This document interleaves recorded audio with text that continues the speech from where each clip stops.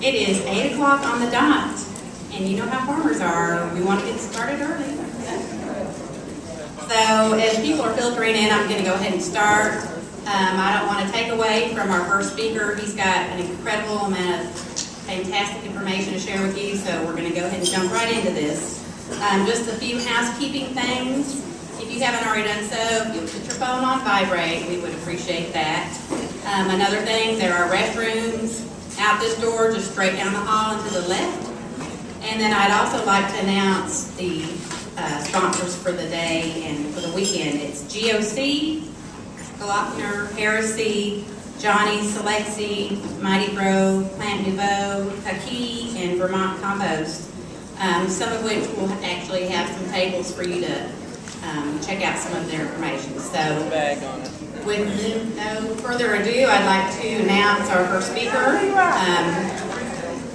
President of the Association of Specialty Cut Flower Growers and head grower of Arnosky Family Farm, Frank Arnosky. Please welcome him.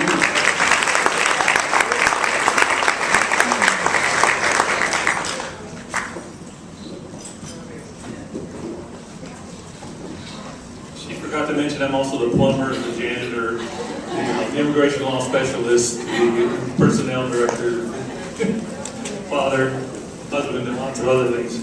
You wear a lot of hats when you're a farmer. Hang on a second while I get this attached.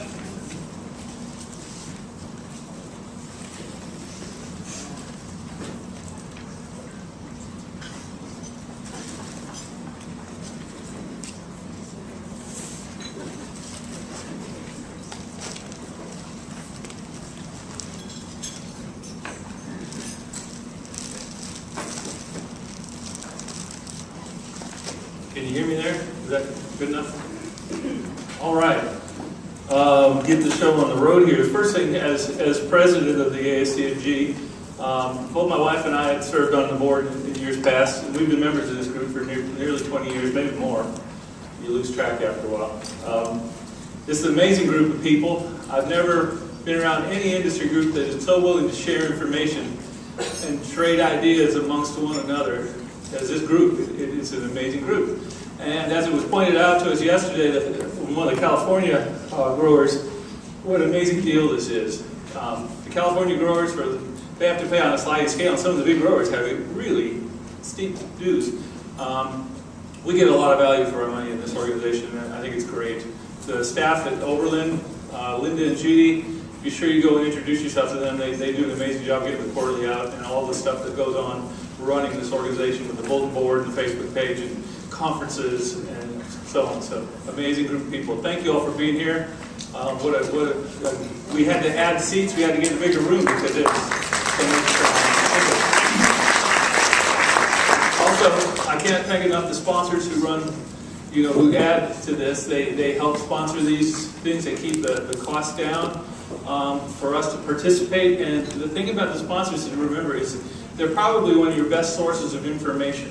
When you have questions about what varieties to grow, or how to put out irrigation, or what fertilizer to use, or pesticides, or anything, talk to the people who are the suppliers, because they really know. So our sponsors are really important. It's not just for financial support, but they also are the go-to people for when you're trying to figure things out. So visit the sponsors' booths, talk to them if they're here. I know Joel Kemper from Glockner is here somewhere. There's Joel in the back. He's our Glockner rep for the southern part of Texas, and they keep adding states, I believe. You can see our Glockner sponsored this one. So great source of information. Okay, without further ado, let me get into this. We're going to bore you silly with all kinds of construction pictures first, because if you don't know how to grow the stuff in the greenhouse, you're not going to be able to grow it in the field. So bear with me. We'll get to all the fancy colored pictures of the flowers in a little while. We're talking about annuals because this is a grower school, and we figured a lot of the people here are just getting started or just been in it for a few years. And it takes a little while for your woody plant material to grow, or your perennials to mature, or you figure out if you want to spend the money on getting bulbs, because it's more of an investment. The first thing you can do right out of the chute is open a packet of sunflower seeds, put them in the ground, and pick flowers. And that's what I'm here to talk about, is getting started fast with annuals, getting some income your first year. There's no reason that you should go into this and say, well, I need to lose money for a few years until I can be profitable. We've had people ask us at our farm, well, how many years was it before you were profitable? And I said, if I wasn't profitable the very first year, I wouldn't be in business for the second one. Because you got to be profitable from the beginning. Even if it's just a little bit, you got to make money. There's no reason to do this if you're not making money. So annuals are a good way to get at it right away. This is an annual Rudbeckia. This one we get from Modena seed called My Joy, Rudbeckia hirta. But we'll get onto those in a little while. All right, this is what Texas looks like in the spring. We are farming in central Texas. It'll look like this in about 2 more weeks. This is the Texas Hill Country. It's hard, rocky, scrabbly country. For a couple weeks in the spring, it's the most beautiful place in the whole world. But the rest of the time, you can see the hard rock, exposed outcrops. This is our farm. We farm in a little creek valley. All around our farm is rocky, but down in the creek valley, we get the bottomland soil, so we've got good soil. You can see the greenhouses and some of the rows of the crops. This is a terrible slide, and I didn't know it was in there so badly, but just to show you the greenhouse. We produce tons of seedlings, and the thing I'm going to talk to you about is if you want to grow annuals and you want to do profitably, the first thing you got to start with is get yourself a greenhouse, however small. My very first greenhouse was made of PVC pipe. I used 20-foot sections of PVC pipe. You put a couple stakes in the ground, and the 20-foot section makes a perfect 12-foot wide bow with a 6-foot center, so you can get in there. And I made it 24 feet long. Put a little bit of framing wood around the base, stretched over some cheap plastic from a hardware store, and I had a 2-month greenhouse. The cheap plastic doesn't work for very long because it breaks down in the sun, but that got me going, and that was my very first greenhouse, and the whole business took off from that. Now we build greenhouses almost like we just, every year there seems to be more going up. We're putting 8 more up this year. This is our daughter Elena and our son Derek at home for a little bit this winter helping us build greenhouses. Greenhouses are very simple structures. You shouldn't be afraid of putting up a greenhouse. You can make them as long as you want to, you can make them as wide as you want to, you can make them as high as you want to, but we use basically a very simple cold frame from Agritech company, and we get those through Gleitner. Gleitner is a broker for those, and other companies broker greenhouses too. Oftentimes you don't buy directly from a greenhouse company or a seed breeder, you go through brokers. And we get these, they come in from Agritech in California. They're a 20-foot cold frame. The pipes go in the ground. They're set in a boot of concrete. You can, like I said, you can buy them as long as you want. It's best to think about buying them in standard lengths because when you go to buy your greenhouse plastic or your other supplies, they're all in standard lengths. A typical standard greenhouse is 96 feet long, and you buy pieces of plastic that are 100 feet. If you want to do a 48-foot greenhouse, that works really well because you can just double your plastic over and use it in half. Because you will be using double poly mostly. I'll tell you that in a minute. But the frames go up. You just put some wood on them, frame it up the ends. You put doors in them. The new ones we're building, we're actually putting doors on either side, wide doors. We put a wide door in them so we can drive a tractor right inside the greenhouse. And again, you can see it very, very simple. Can you all hear this, or am I going away? It's okay? Very simple construction. That's our big greenhouse. We have one greenhouse we use for all of the really detailed work. It has heat and cooling pads and heating benches, and this is kind of where we do our propagation. We use the other houses a lot for growing seedlings, but this is the main house. We use it for all that. And we're changing the plastic out. I just thought it was a good chance to show you what the frame looks like. This is a 30-foot wide house from Stuppy up in Kansas City. And we really like this house. This house is 30 years old now, almost, holding still. The double poly I talked about, a simple greenhouse just has 2 layers of poly that go over the top. You have poly lock along the base that attacks it in. It kind of is a channel, and you put pieces of other aluminum extrusion that pop in there. They're always a pain in the neck, but it works. And then you inflate this thing like a giant balloon, so you get about a foot of air between the 2 layers, and that layer of air is what gives you some insulation value. Trust me, it doesn't give you a lot, but it gives you some. It's better than nothing. But you can still hear that heater running at night, and just those dollar signs of cha-ching, cha-ching, as you think go going on and on. We have switched over to a new kind of poly this year, last year actually. I'm really happy with this. This comes out of Houston from a company called Reef Industries, R-E-E-F. And they're a great big giant company, and they're hard to find anybody to talk to you, but they make those giant pieces of plastic that they put tarps over, like shipping containers and things that go all over the world. And they build these things to order. Well, they started making a greenhouse, reinforced greenhouse plastic. It's called Grifolin, G-R-I-F-F-O-L-Y-N.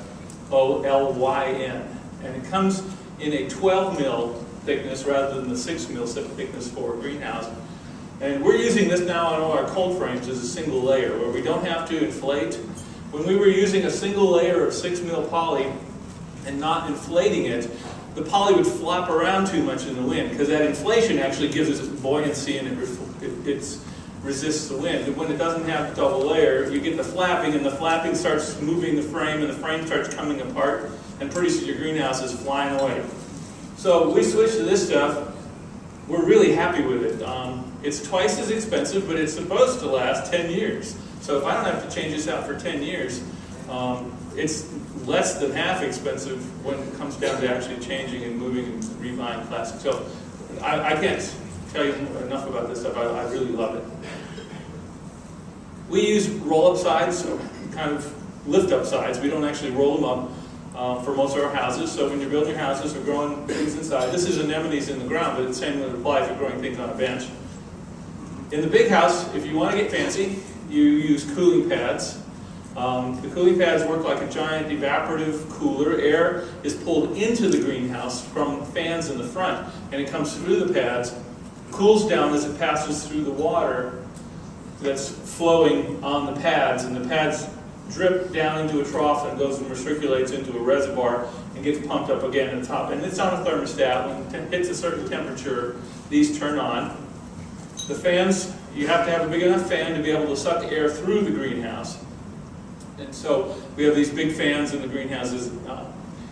All told, you can set up a greenhouse like a 20 by 96 greenhouse for less than $5,000 with fans and pads and plastic and frame. You should be able to get that. And $5,000 may seem like a lot of money for someone getting started, but if you had a 96-foot, 20-foot wide greenhouse, you can produce so many seedlings that it would pay for itself in its first year. This is a Resinor heater. There are lots of different kinds of greenhouse heaters. We go with these Resinors. This heater is 25 years old. Every fall I go in there and I blow it out and get all the spiders out of the jets, and I bang around on it and clean it, and it keeps running every year. Every year I think, oh, I'm going to have to replace it this year. And it just keeps going. So that's a little inflation blower for blowing the plastic up between the sections, the two layers. It's a little squirrel cage blower. It just runs constantly and keeps those two layers up. Sometimes the problem with the two layers or the inflation blower is that if you have power outages, then your plastic deflates. And if you have too many purlins, you'll catch water. So we tend to not use a lot of purlins. Purlins are the long runs that attach to the tops of the greenhouses. In the small houses, I like to use just one because I've had trouble with them catching water and actually collapsing the greenhouse. Just a few tools, and bear with me, those of you who do know already, as I go through the greenhouse growing 101. For those of you who don't know the tools, it's easy to go down to Home Depot and buy some things that are kind of like your greenhouse stuff, but find yourself a greenhouse supplier company that's local and get professional stuff. For all of this is a dram water breaker with a water wand and a dram hose shut-off. That little unit there costs about 35 bucks just to put that together, but it's well worth it. It lasts a long time to get really good flow out of there for watering seedlings. We use a dosatron or a dosamatic, either way, in different greenhouses. A fertilizer injector. We use a 20-10-20 peat light fertilizer. And the reason it's a peat light fertilizer is when you're doing plugs, as I'm going to show you here in a bit, the soil mixes are almost all peat moss, ground up peat moss, with a little bit of perlite. And so it has its own nutrient needs. If you're using just a standard 20-10-20, sometimes you get too much ammonia or other problems with micronutrients. So we use the peat light mixture when you're growing plants because it's formulated for peat moss based.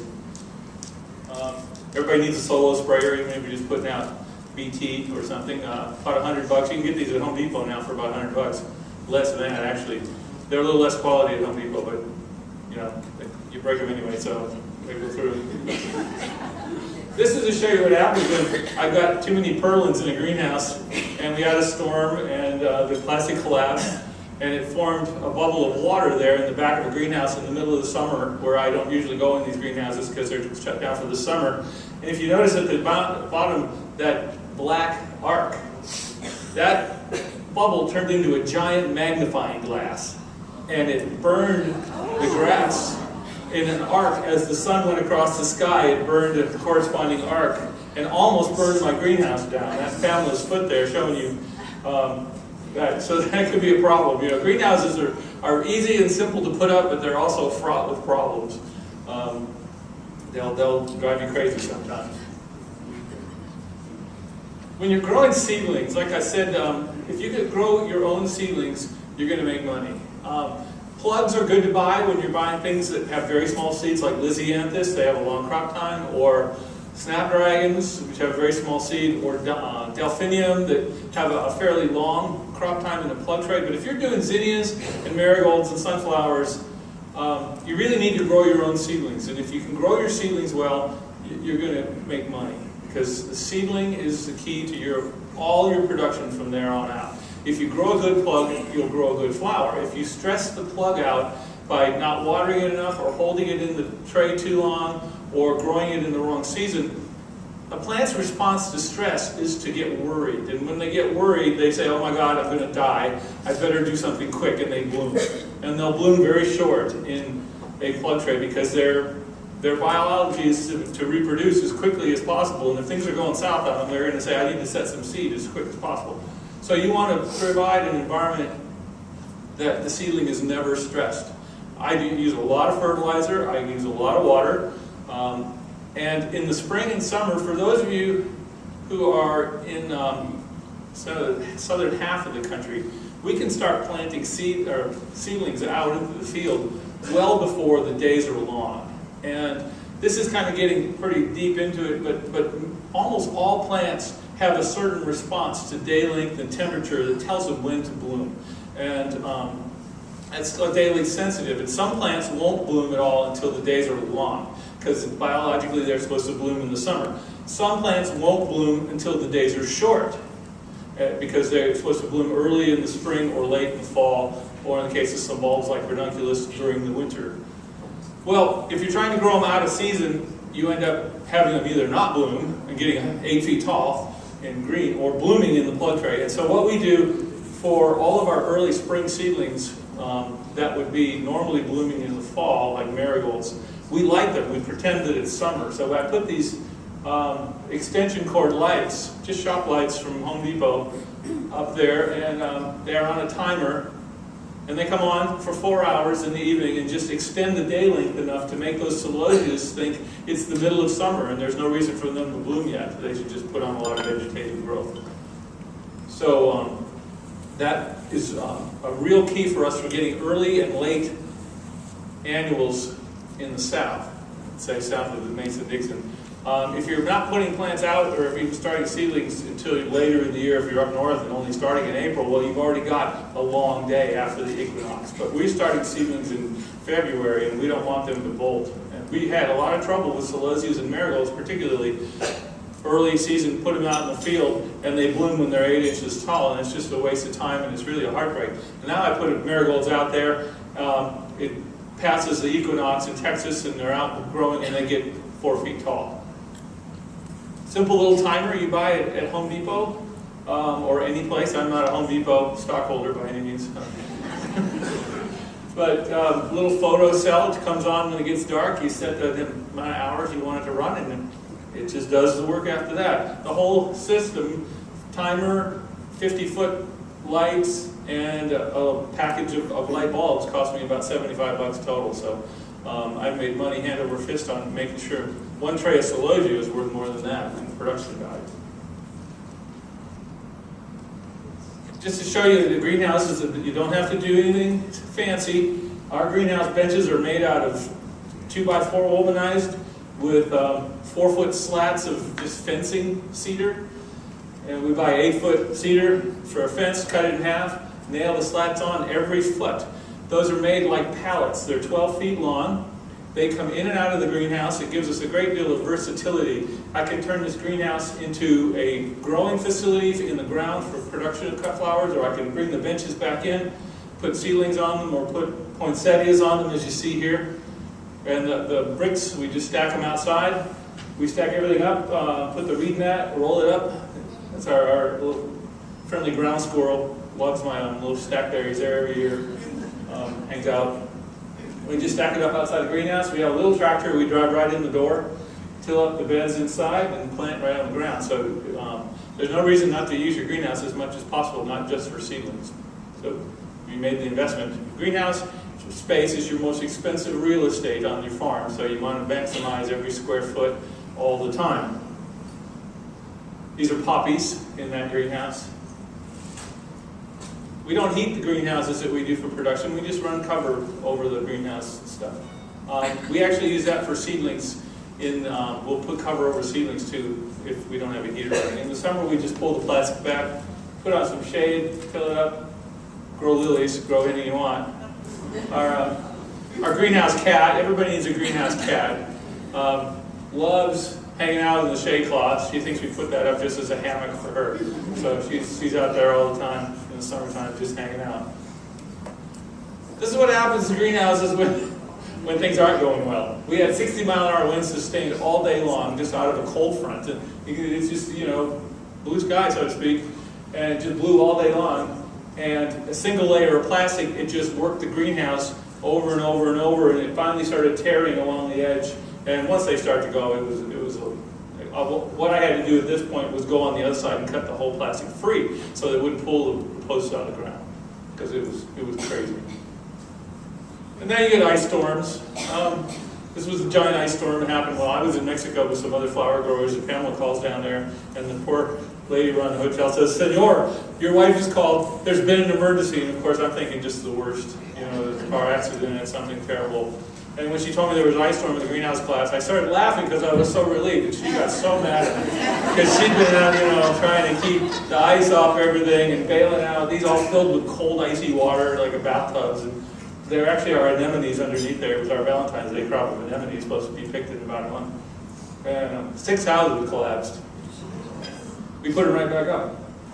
Called up Blegner, said, "Listen, you got to get Agritech to send me new bows." They had new bows out there in 5 days, and we put them up, and you can see the anemones on the ground. And I used to work in outdoor education, and the wilderness first aid guys would always say, "Desperate times call for desperate measures," and that's kind of what it was. And the greenhouse collapses, you do something about it quick. We grow in stocks. That's an annual you can grow inside a greenhouse. We do these in plugs, in a 200-cell plug, and then plant them very closely, 8 rows in a bed. That's a stock. That's my lovely wife, Pamela. Delphinium we grow as an annual in a greenhouse. Again, very tight. In a greenhouse also, Lysianthus, very tight. I put this in there because I'm going to talk later about this netting, 10-ax netting, or 10-ax Porta Nova netting. We buy this stuff in like a 3,200-foot roll. It's very inexpensive. You don't have to do anything fancy. You'll find that I say in the rest of this talk, you don't have to do anything fancy. Just about everything we do, we don't do it very fancy. We don't spend a lot of time making frames and structures, and we've kind of learned where we can cut corners and where you can't. And that's where you find the money, if you can figure out where to cut corners without infecting your production. So we don't use frames across the end. We don't tack this on anything. We just put T-posts in the ground 48 inches apart, pull it tight and stretch it over it, and leave it like that, and it works.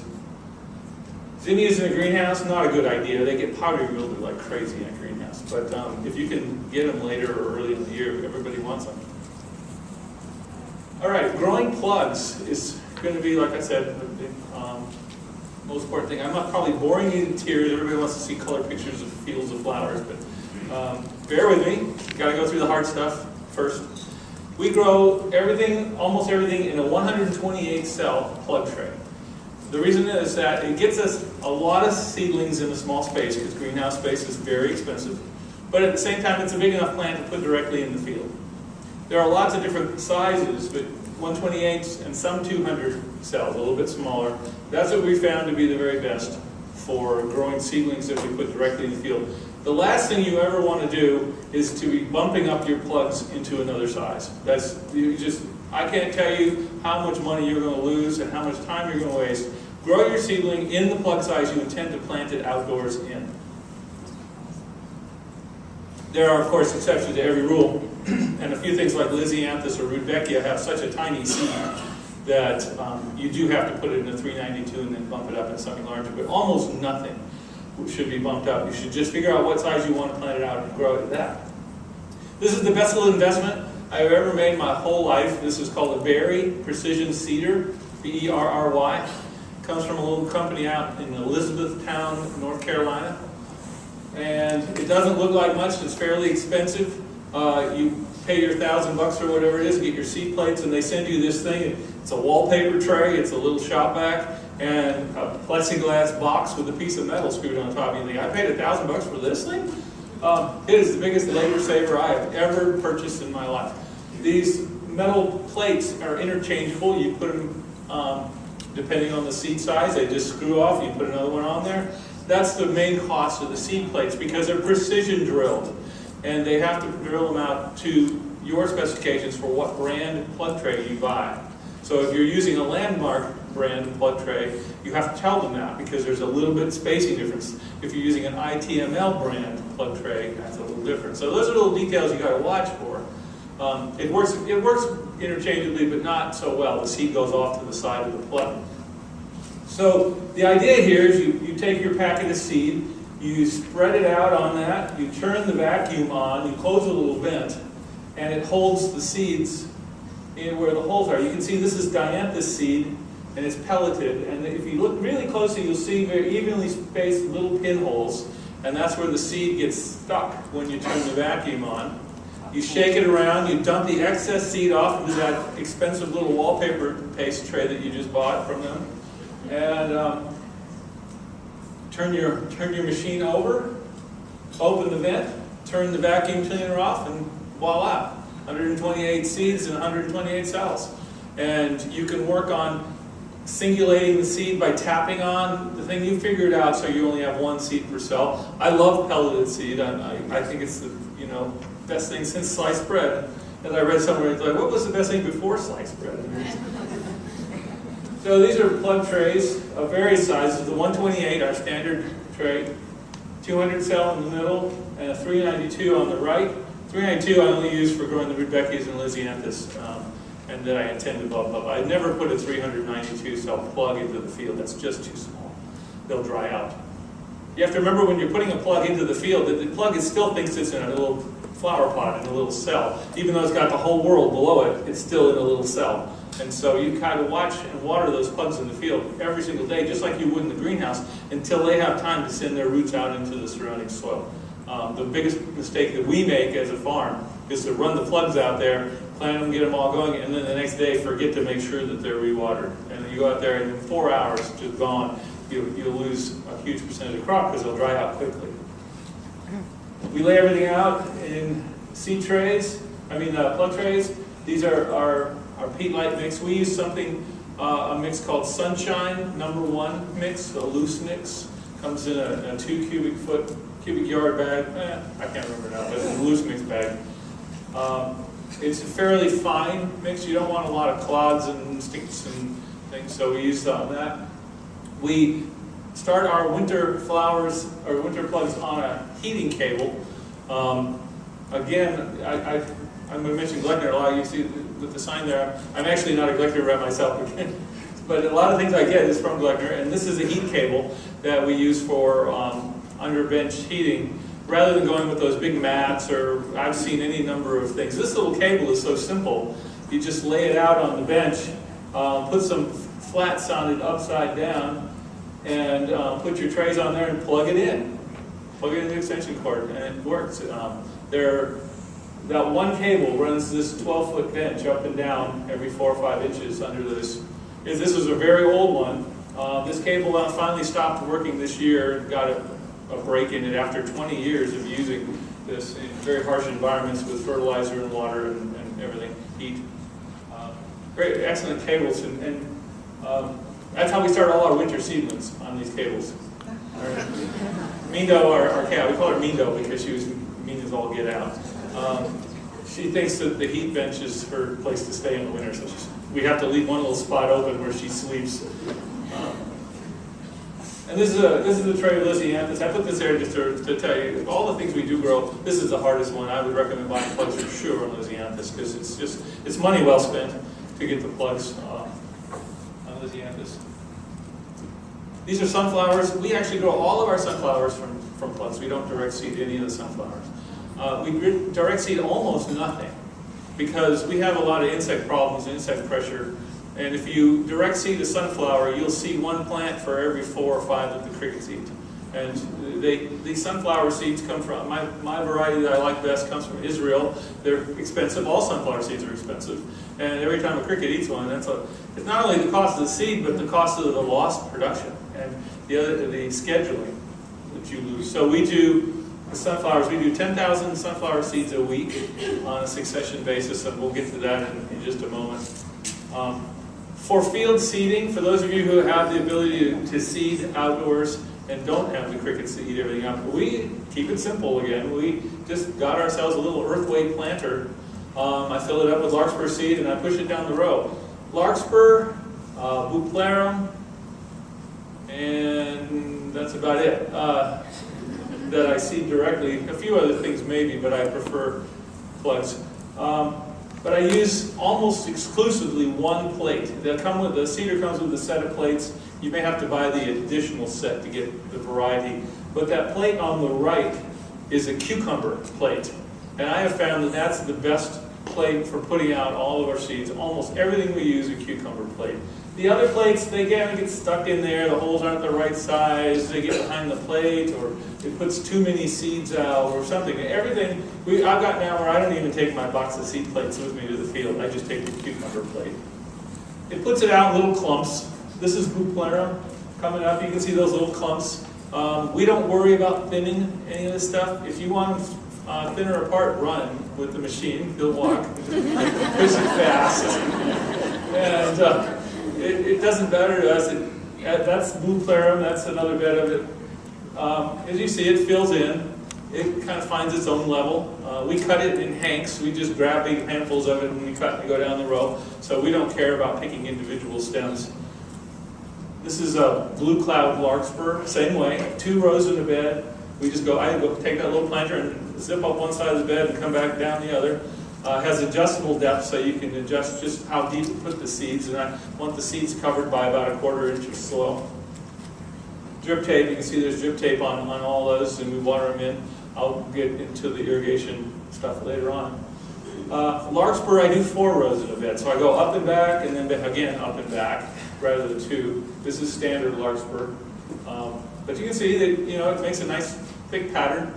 Like I said, we don't worry about thinning. The biggest stems we cut, we use in main bunches, and the small stems go in bouquets. We just go down the row and cut it all at one time. All right, I hope I'm not boring you too much yet. We'll get a few flower pictures here.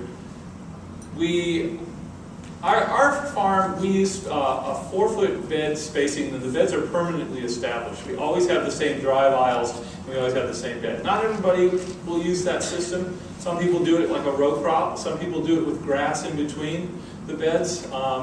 You can find your own system that way. There's no one way. We grow in a 4-foot bed because we were first very limited with the amount of soil we had. We had very small fields, and so a 4-foot bed with a 1-foot aisle gave us the most production space that we could get. We didn't have room to spread out.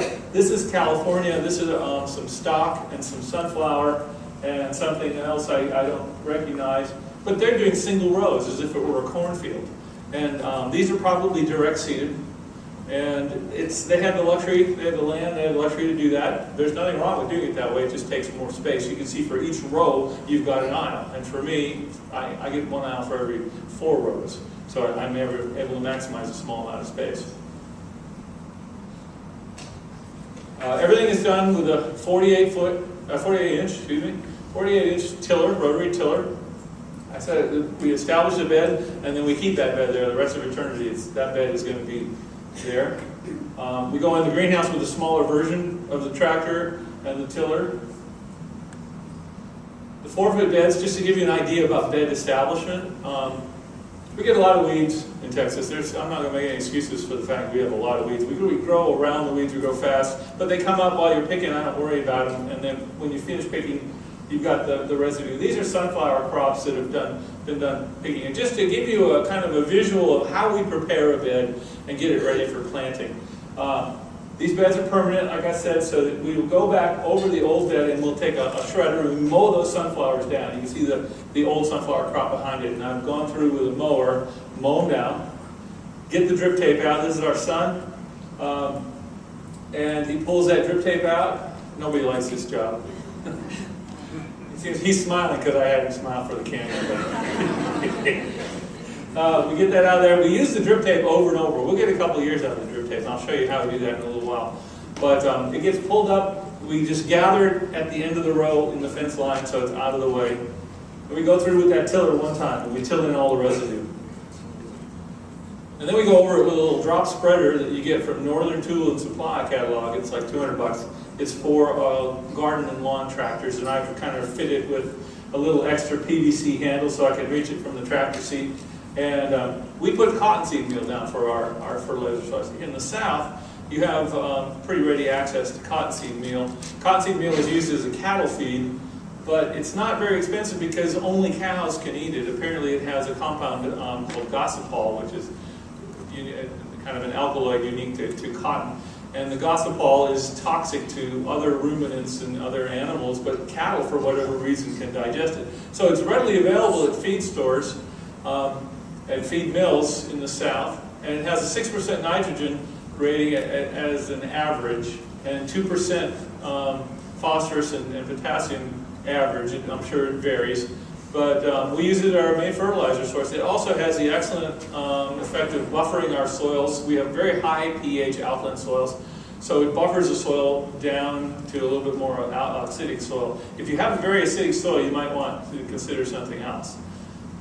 We go through and we put one 50-pound bag on an 800 square foot bed. It sounds expensive. It's about $13 a bed. But then that bed's going to make me $800 to $1,000 each time I do it. So I just figure, well, $13 for $1,000 is not too bad of a return on investment.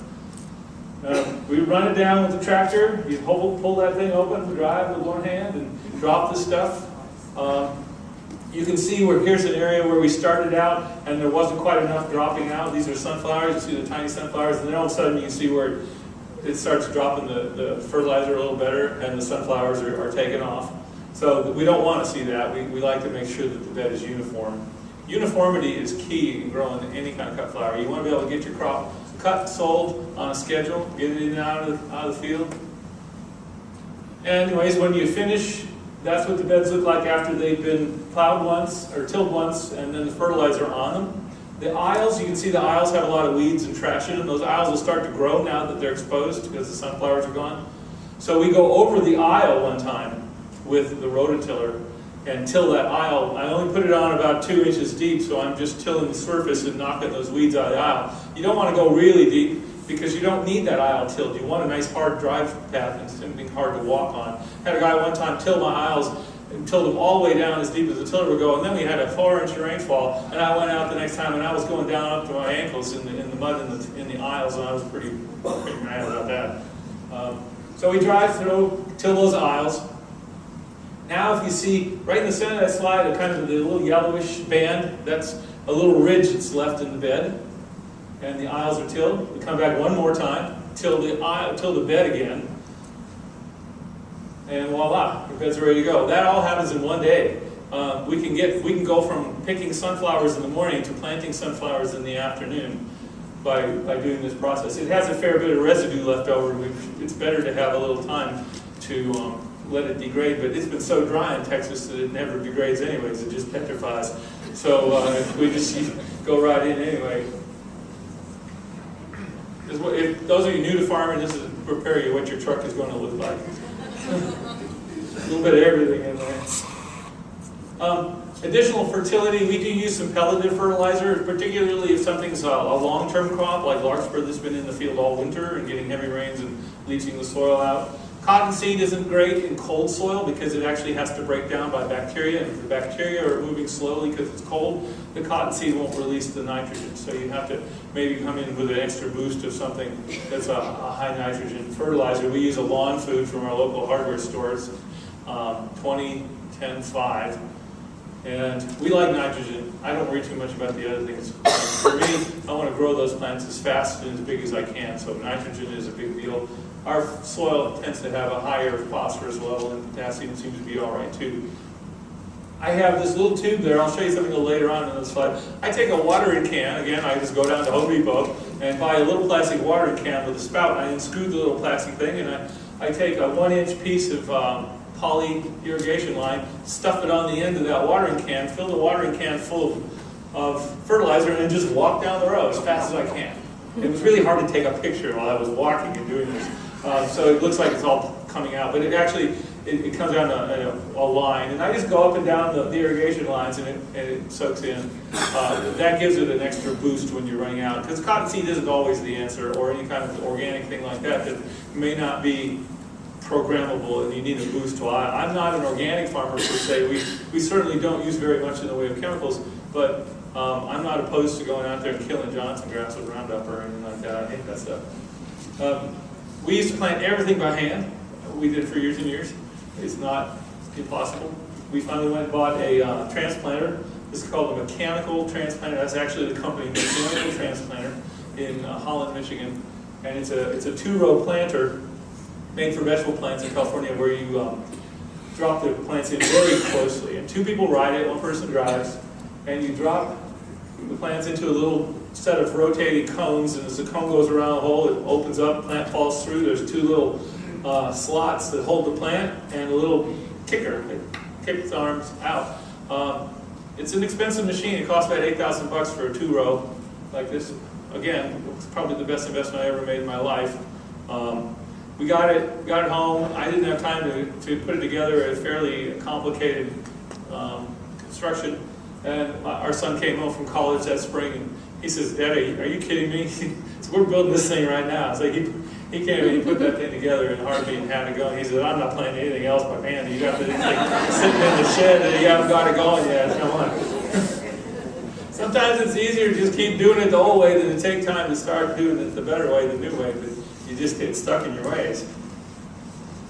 You can see it puts the plants out. What we do is we go up 1 time and it plants rows 1 and 3, and then we turn the machine around and come back in the same bed and it plants rows 2 and 4. And that way we can get very close spacing between the rows and get 4 rows in one bed.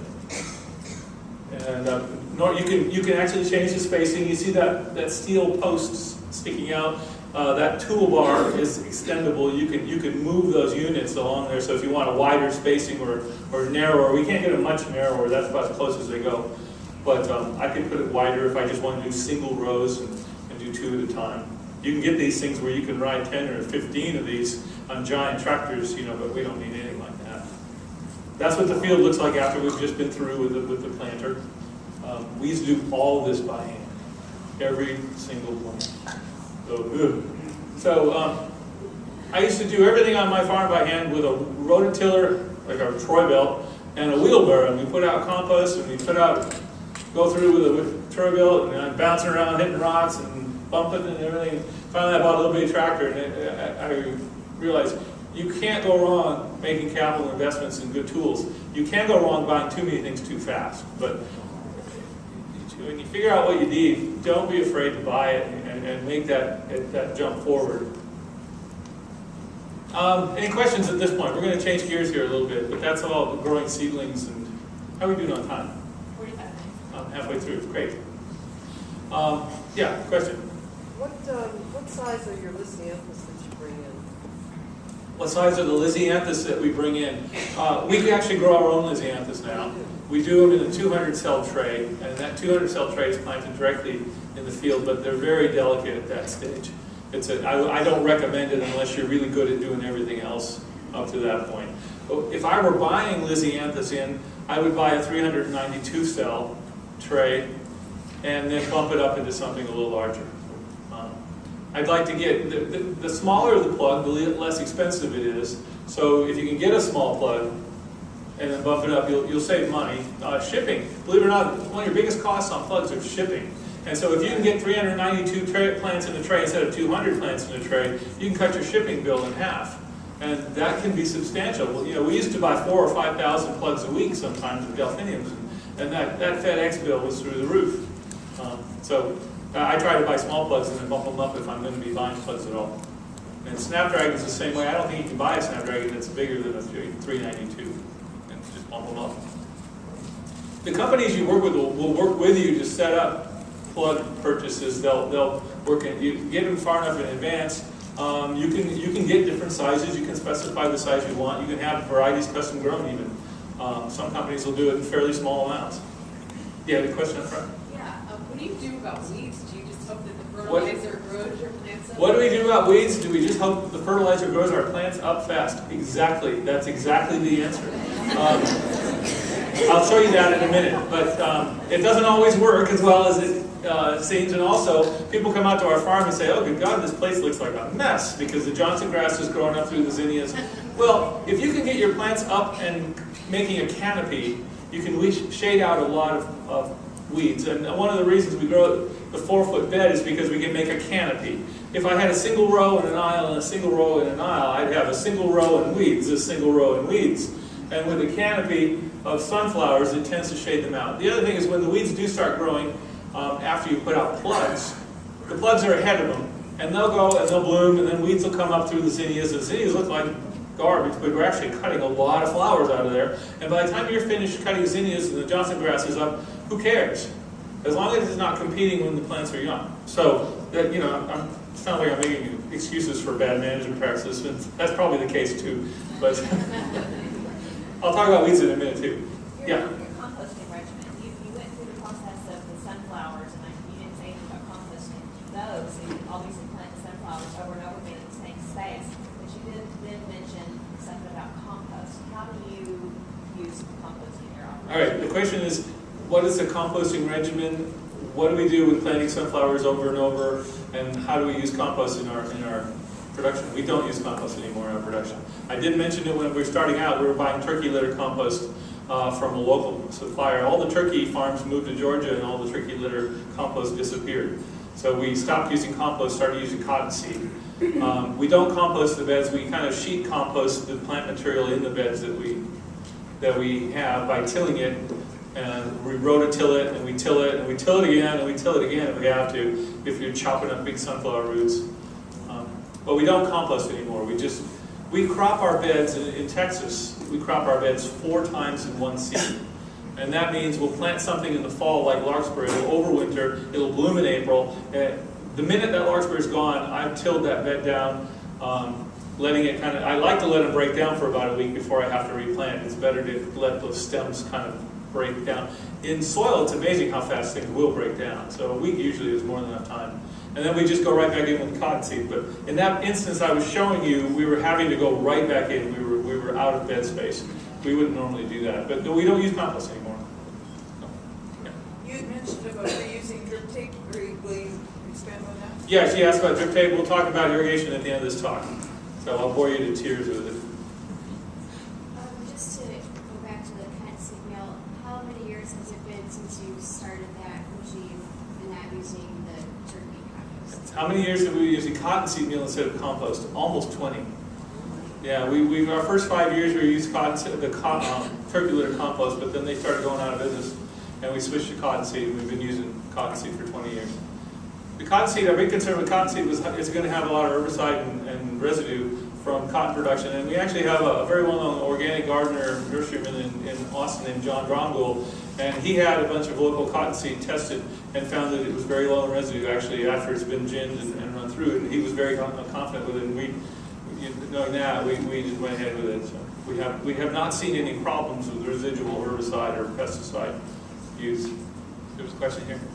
Just you are continuous cropping on the same bed that you're making. Are you rotating your different flowers to give a different crop on each bed? Yes, if we're continuous cropping, are we rotating? Yes, as much as we can, but not always. It doesn't always work. But yeah, we intentionally try to crop out something from, let's say, the Ranunculaceae family, larkspur, delphinium, we'll get something like a sunflower in behind that. We don't, certainly that's probably the worst Ranunculaceae family. You don't want to keep cropping that because you'll build up some problems. We also have a soil problem of southern blight, sclerotinia, Rolsii, and so we want to move things around that are less susceptible to that. But when you get into the summer and you're growing 10,000 sunflowers a week, sometimes you don't have any choice but to put sunflowers in after sunflowers. Just go with what you got. I'm going to move forward now. Oh, go ahead, Rita. You don't go back with the same crop. Pardon me? The Ranunculaceae. I don't grow ranunculus in the field. The question is, do we go back with ranunculus the same? Ranunculus in the greenhouse. Well, it's not my annuals talk, but yeah, we do have to come in with the greenhouses with ranunculus. I try to sterilize the soil with solarization in the greenhouses if I'm going to be coming in with ranunculus or anemones after ranunculus and anemones, because they're so closely related and they're so susceptible to southern blight. All right, I'll move on here. I want to talk about succession planting. The real key to our success is that we have plants available for our grocery store customers every single week of the season. We never say to them, oh, well, we didn't make any sunflowers this week because I forgot to plant, or they all bloomed at one time, or they're not ready yet. The grocery stores or florists or wholesalers or whoever you're selling to, farmers markets even, if you show up one week and you don't have product, they're going to find somebody else. And so the key to growing annuals and making money right out of the chute is to plant successive plantings all summer long. And gamble, plant them early and plant them late. If you might lose the first crop to frost, you might lose the last picking to frost, but if you don't, you're going to make a lot of money on those little marginal areas in front and the back. And so rather than going out and filling our fields full of sunflowers or zinnias or marigolds, we have a set regime every week. Every week when the season starts, and that's now for outdoor planting, I plant 10,000 sunflowers. I plant 20 trays of approximately 2,500 marigolds, 2,500 zinnias. I plant about 4,000 celosias, and of various types, plume and coxcomb, and then plant about 1,000 gomphrena, and various other things. You set your schedule up so that every single week, without fail, you start the same amount of plants. And the greenhouse becomes a production line factory of plugs. And every Wednesday, if I miss a Wednesday and I don't seed sunflowers, I get nervous. I get real edgy. It's like, I got to get in the greenhouse. I got to get those sunflowers started, because all of a sudden it's Thursday and you say, oh, I'll do it this week Thursday. And then it's Friday and you say, well, it's only 2 days late, and it's, I did it Thursday last time. And then it's Saturday. Next thing you know, you're back around to Wednesday, and you've lost a whole week of your succession planting. And in the case of sunflowers, I just lost $10,000 by not planting on exactly the same day. And the sunflower seedlings are ready 2 weeks later. The zinnias are ready about 4 weeks later. So every week I plant about 30,000 seedlings all told. And every week in the field we plant 30,000 seedlings all told. And the greenhouse is just moving these plug trays through the cycle and out the door and planting new ones. What that gives us is an uninterrupted flow of flowers all season long, so our customers never have to hear us say, gee, we can't make it today, we don't have any of those. So this is a 10,000 plant group of sunflowers, and to the right you'll see last week's sunflowers. They're a little bit bigger. And then a week later they grow fast, they're about that big, and a week later they grow really fast and they're about that big. And sunflowers for us are an 8-week crop time from seed to sale. They go 2 weeks in a plug tray and 6 weeks in the field, possibly 7, depending on cool weather. How many acres are you working on? How many acres are we working on? We're working on about 20 acres of flowers. Okay, trying to relative. Now, the question is, how many acres are we working on? How can that be relative? Really, what I want to stress to you as new growers, as beginning growers, is just do the same thing on a smaller scale. If you're going to grow 500 sunflowers a week, just make sure you grow 500 a week every week. I do 10,000, but you can do 500. Make sure your beds are prepared. Make sure you can move right through that cycle. Never break the cycle of succession planting, and you'll make a lot of money. Yeah? With the annuals, how much do we gross per acre? We don't really have a per acre gross. Our farm last year on 20 acres did a total of $657,000. So do the math, I guess. I don't know. One thing, a sideline to that is, like, how many people do you need? We normally say we need 2 people, or 2 acres per person. So if you got one worker, you can get 2 acres of production. It's hard to tell what a gross per acre is because it could be sunflowers, which are really highly profitable, or it could be Annie Mages, which is a nightmare, and it could be Gonfrenia, which I'm sure I lose money on. But yeah, question there. I'm curious about deer pressure with your Deer. sunflower. I'm getting into the pests coming up soon. Okay. Yeah, you want to know about deer? Oh, yeah. Oh boy, do we have deer. Okay. What varieties are you doing to getting them in 8 weeks? Pardon me? Which varieties of sunflowers are you doing to get them in 8 weeks? We'll get the varieties in a moment too. Okay. Was there another question, and then we're going to move on? Yeah. Do you ever take anything out of production and put it in cover crop for a season? Do we ever take anything out of production and put in cover crop? No, we don't ever have enough open ground anymore. We have everything in production all the time. So, and in the wintertime, we tried to grow some cover crops, and I tell you, it's just nothing but a nightmare. If the cover crops grow really well, then you're stuck with them. What do you do with them? You got to mow them, plow them in, they ball up on the tiller like giant hairballs. It's just awful. So, no, we don't do cover crops anymore. Yes. So, out of all your 20 acres, how much would you say is annuals versus That's a good question. How many, of our 20 acres, what percentage is annuals versus perennials? 99%. And 99% of that is summer annuals, where we make a lot of our money. We do some bulbs, we do a few perennials, but we almost no overwintering perennials because the summer kills them, not the winter. But put it this way, a perennial takes that space up, it blooms one time a year, it could be a beautiful, very high value crop. There's no reason not to grow perennials. But for me, if I could turn that bed 4 times over with sunflowers at $1,000 in an 800 square foot bed, I look at that row of phlox that I'm fighting because of the heat and the weeds, and I got a weed every year, and I just think, man, I could put sunflowers there. I think about that for everything. Man, I could put sunflowers there. Question is, who do we sell to? We sell to grocery stores mostly. We sell to a few florists. We have a farmer's market at our farm also. And we have do-it-yourself brides come by and get buckets of flowers on Saturdays. That's a whole other talk.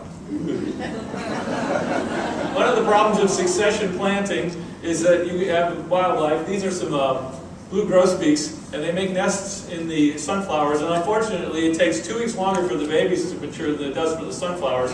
So you're stuck having to work around them, and you can't mow your beds down when you find these beds. But our guys all know to look for them. We get red-winged blackbirds and blue grosbeaks love to live out in their sunflowers. So just a little feel-good slide there. About the weeds, these are marigolds planted very thickly. You can see they kind of shade out the weeds. I want to talk about one of the most important cultural procedures that we do for marigolds and celosias particularly is pinching the crop at the right stage. These are Jedi orange marigolds. If they're not pinched, they'll grow straight up and have one big flower on the top and kind of a Christmas tree that branches out to the side. We pinch the crop when it's in the ground about 2 weeks, starting to grow, and we pinch all at the same level. You can see how nice and uniform this bed is. And then we get really beautiful side shoot production. So you get nice, straight, uniform side shoots with one flower on the top, rather than this kind of cluster of buds at the top and individual shoots that are the wrong size. And you can see this plant right here. If you look really closely, it's very hard to see, but right in the center is where the old stem was.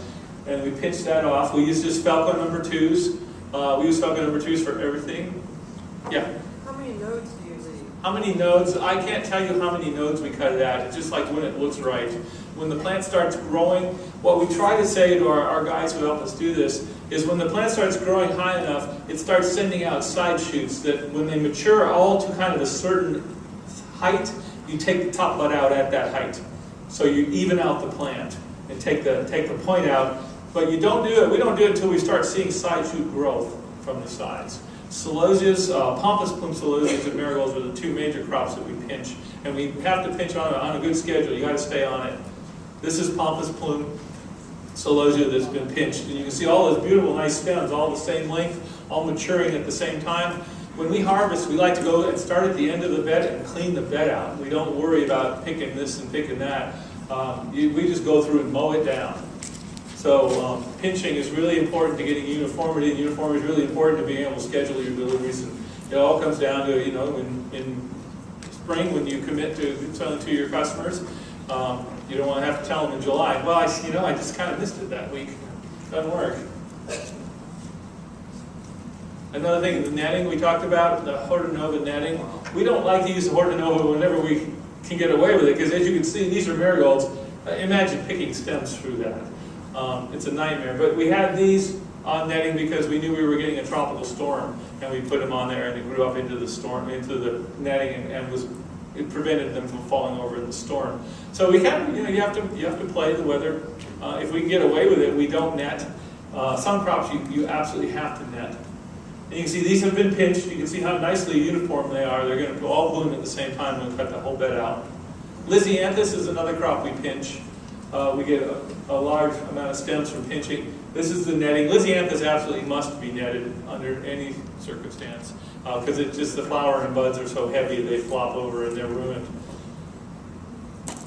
Falco number 2s. This is my picking crew, my son Janos and his buddy Michael Cook, a couple of Texas Aggies, giving you the Gig'em sign.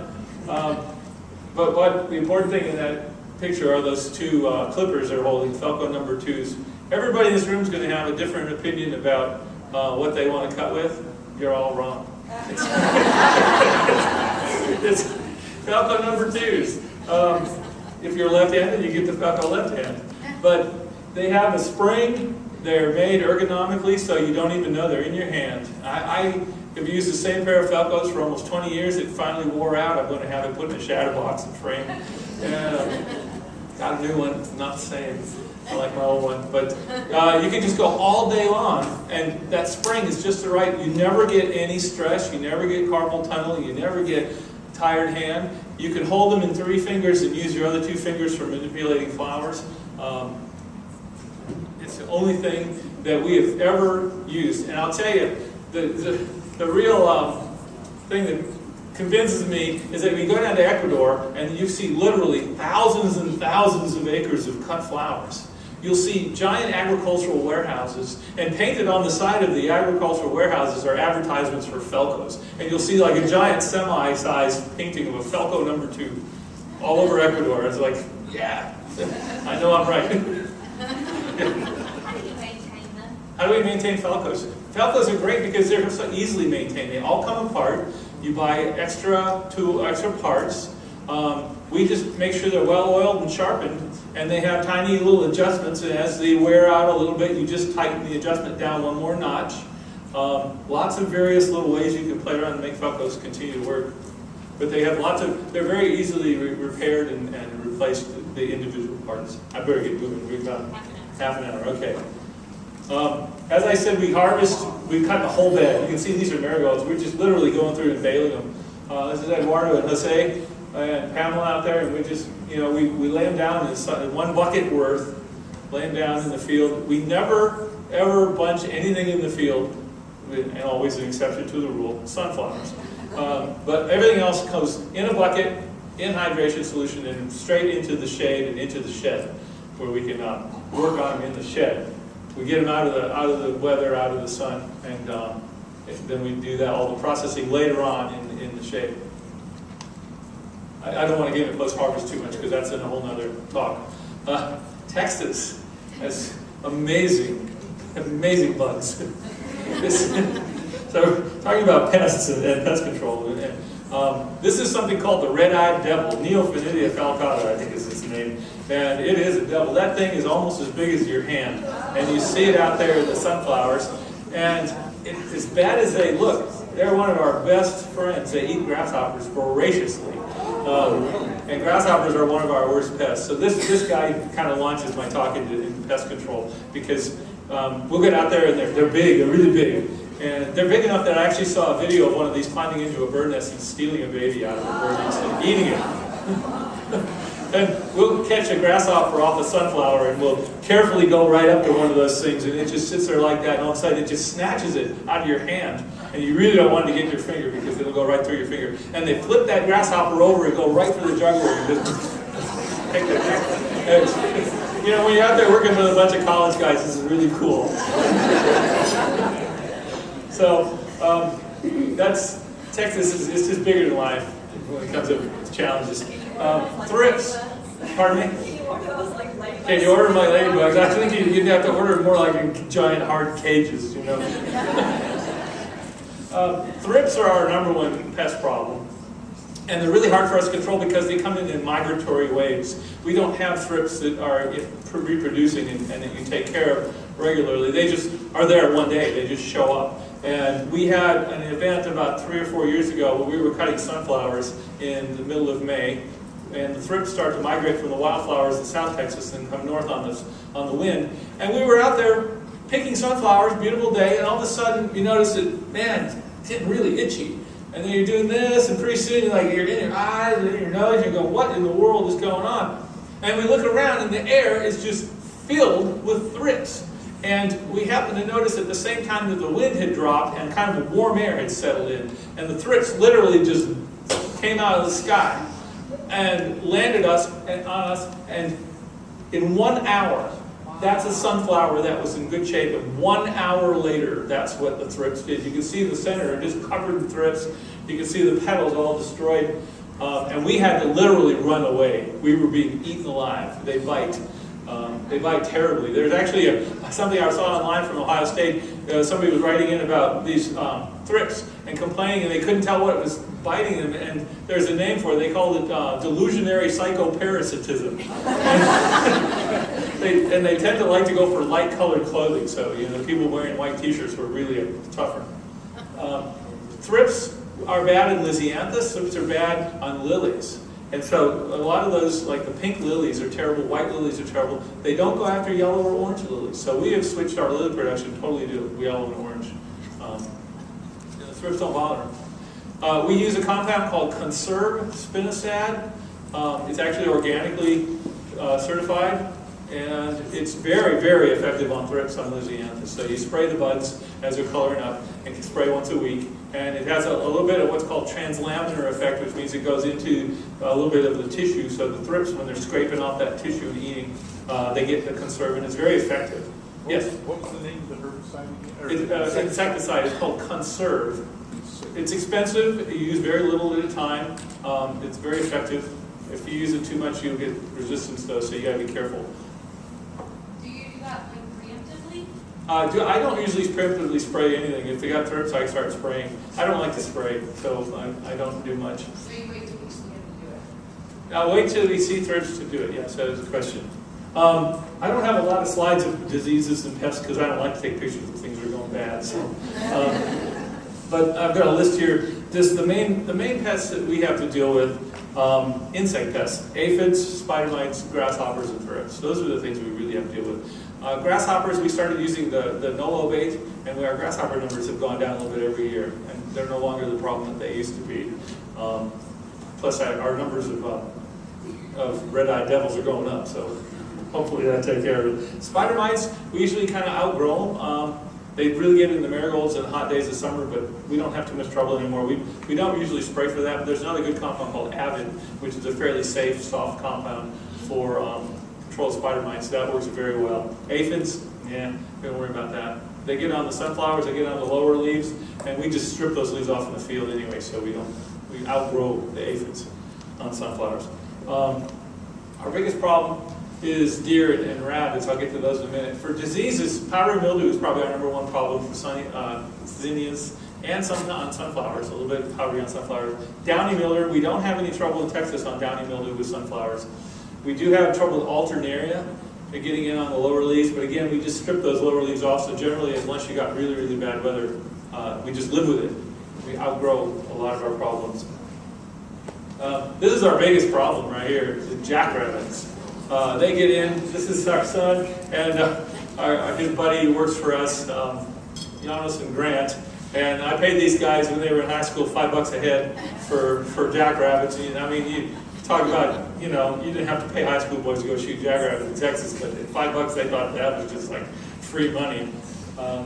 But these guys will eat a ton, and you can't fence them out. They dig under everything, they go through anything, and they'll get in there. They love gomphrena, they love larkspur, and they love sunflowers. And marigolds, they eat marigolds. They can really mess you up. Deer are a problem too. Rattlesnakes, I always have to show my rattlesnake killer here. Pamela's out in the field, and somebody was buying some wedding flowers, and they say, she was from Connecticut, she says, do you guys have snakes here? Pam says, yeah, why? Well, there's one over here. It's coming our way. She steps over and says, this big old rattlesnake is right under the poor bride's feet. And she says, hang on a minute. She reaches over, grabs a T-post, and kills it with a T-post right in front of her dad. And the dad is recently divorced and suddenly totally enamored with my wife.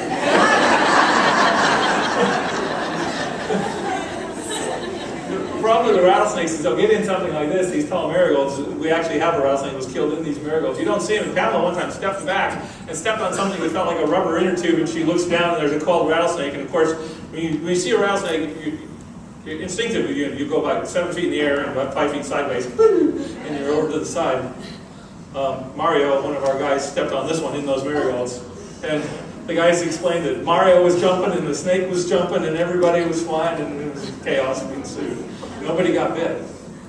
Another big problem we have, black widows. They love celosias. They get in, this one's got its little egg case, it's really dangerous. I got bitten by a black widow one time in the field and had to go to the doctor. Got sick, not too bad, but got me on the little finger, 2 little bites, and I saw it. Good. But you're supposed to get immunity once you get it, so I didn't turn into Spider-Man, unfortunately. Weed control, we mentioned a little bit. I just put that there to remind me about weeds. This is the greenhouse that was ignored during the summer, and this is what happens. Ammi-Magus becomes a major weed problem. Wild sunflowers, grass, like in Hungarian, my grandmother would say, "Yo Istenem," oh my God. So we don't do much in the field for weeds except try to outgrow them. We do some hand weeding and cultivating in the wintertime and hen bit. That's our second biggest weed problem. I mentioned Johnson grass. Those 2 things are our biggest problem. Johnson grass we do control with Fusilade. It's an over-the-top selective herbicide for grasses. It's very effective on Johnson grass. It's not very effective on other grasses. It depends. It's incredibly toxic to celosias, so don't spray Fusilade on celosias. All right, now we get into the little eye candy section of varieties and what we grow. Really quickly, are there any questions so far about that kind of stuff? I'm sure there are questions, but we have to keep moving fairly quick. Yeah, keep them. Can you mention some more crops that you pinch? Other crops that we pinch. The 3 main crops that we pinch, you asked about which ones. With marigolds and celosias and then the lisianthus, I'm having a hard time remembering if we pinch anything else, really. All of our sunflowers are grown straight up. We don't pinch those. Pardon me? No zinnias? No zinnias. No, we do not pinch zinnias. Zinnias, we use that center flower. It's a really beautiful flower. It's on a short stem, but we cut it and use it for various things. But we don't have to pinch zinnias. On the lizzies, is it the same process once they start coming up on the sides of the baby? On the lisianthus, the question is, do we pinch it the same process? Yes. When they start forming side shoots, we take the tip out. Oh, let me go back. Delphinium, that's Augustine, packing delphiniums. We grow delphiniums as annuals. We grow a lot of perennials as annuals because we can't get them the summer over. So we're just going to go through this and talk about some of the varieties we grow and a little bit about how we grow them. Larkspur, we like to grow a variety called QIS. It comes from Kieft seed in Europe. Some of the other ones that are a little more expensive, the Sydney series and things, we have not found them to be very much improved and much more expensive. So the QIS series, we can just get, run it out with that seeder. I buy it, buy 40,000, 50,000 seeds of each color. And that's a field of larkspur. We're done picking that our daughter when she was very young. But to give you an idea of the scope of the larkspur we grow, we used to put it on netting. What a nightmare. We don't do that anymore. Now this is what our larkspur looked like last year, various colors. We buy the single colors now. White, we do more wedding work now, so we grow a lot more white than I used to grow. In Texas, we like lots of bright colors, normally. This is blue cloud and white cloud larkspur, direct seeded. We just cut the whole plant, cut the whole row, start at one end. Delphinium, we grow the Pacific giants. In the field, we found that the guardians and the centurions and all those other fabulous varieties of delphinium were too expensive. We couldn't afford to lose a crop where you're putting out the expensive seeds. So we stuck with Pacific giants. You don't always get the best production of high quality stems, but we use them in bouquets. Just to make a quick note here about the kinds of cropping we do a fall planting, and it's winter annuals. Lisa Ziegler is here. She can talk later. She has a really cool book, no pun intended, about cool flowers.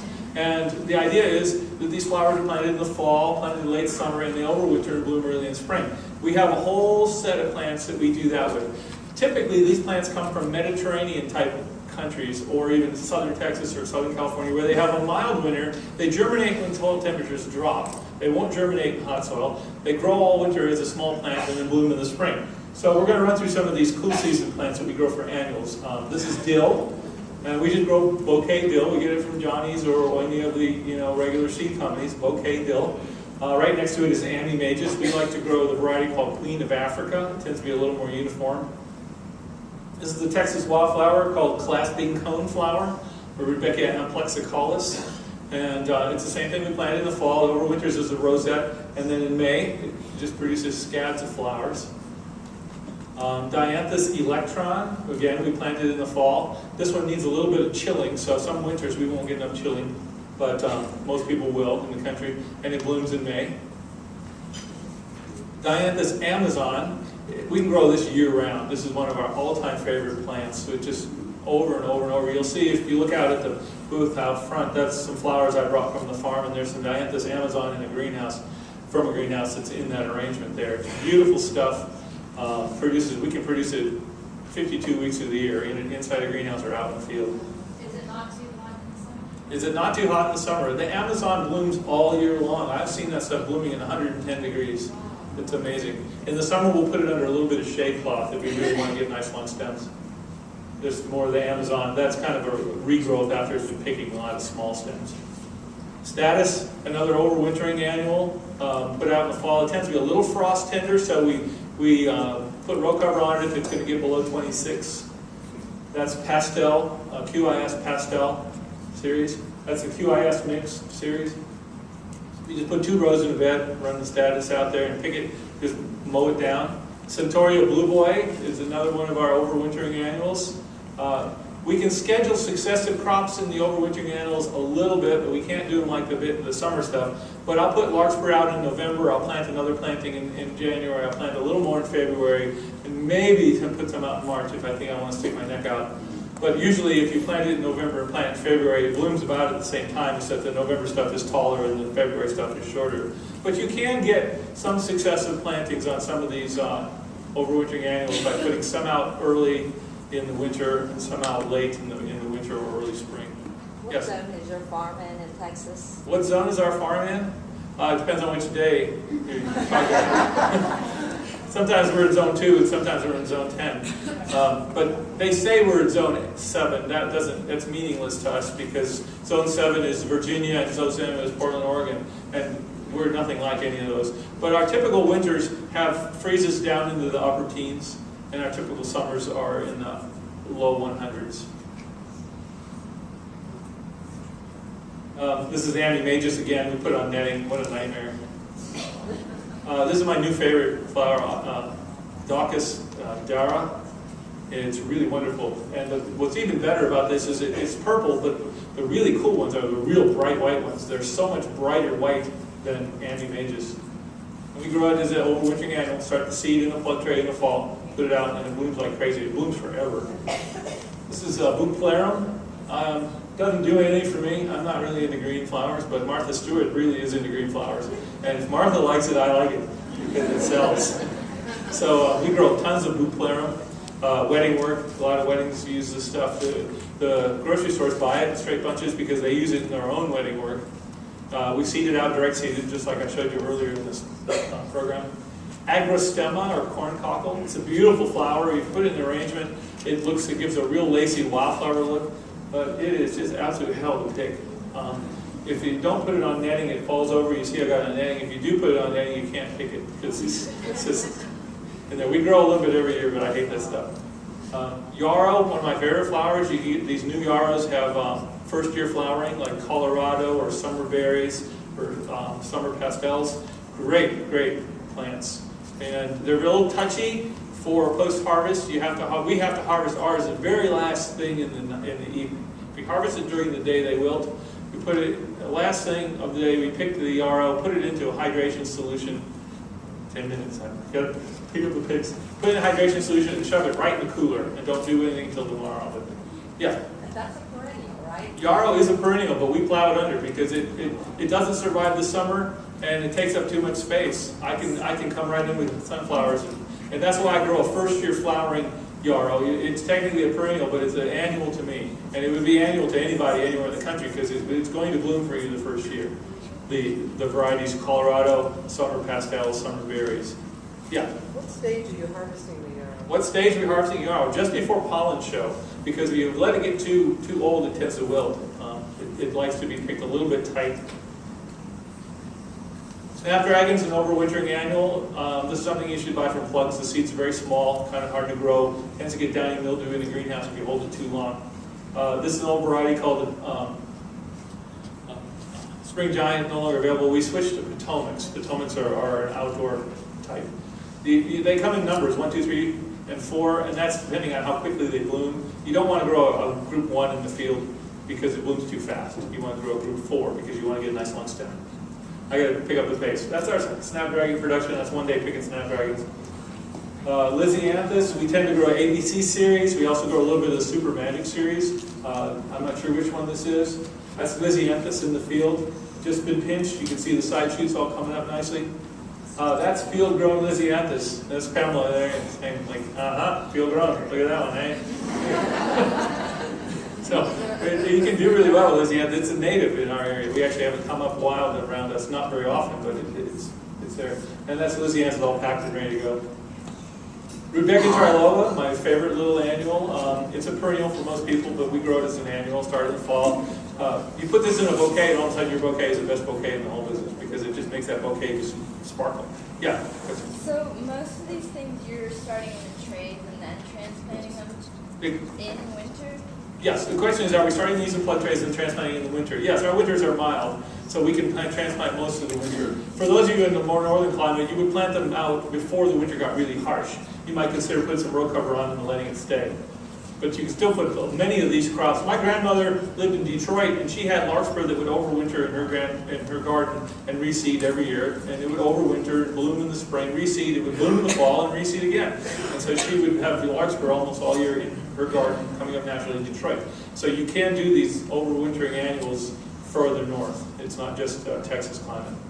Rudbeckia My Joy, I was showing you that a little bit earlier. You get lots of different Rudbeckias. I like My Joy because it's annual and it has a tall stem. Echinacea purpurea. This is bravado. It has a little bit of post-harvest issue, but people really like it. We took it one day to a florist, and the florist says, "What is this stuff?" And I said, "It was Rudbeckia, or it's Echinacea." He says, "You mean it has petals?" And he said, "What do you mean?" He said, "Well, everything I get shipped in from California is just that little orange cone. They take all the petals off in California because they don't ship well." So now the florist thought, Echinacea was a little orange pine cone. This is a row cover we use in the wintertime, covering up status. We use 24-foot wide sections. Getting into the hot season annuals, these are the things that we're seeding now, and we get into that successive planting cycle. Superior Sunset sunflower. It's the only sunflower we grow. We grow 10,000 a week. We tried everything else in the market. Nothing else does what this one does. For uniformity, it's day length neutral. It's the same height in March as it is in July, and as it is in October for us.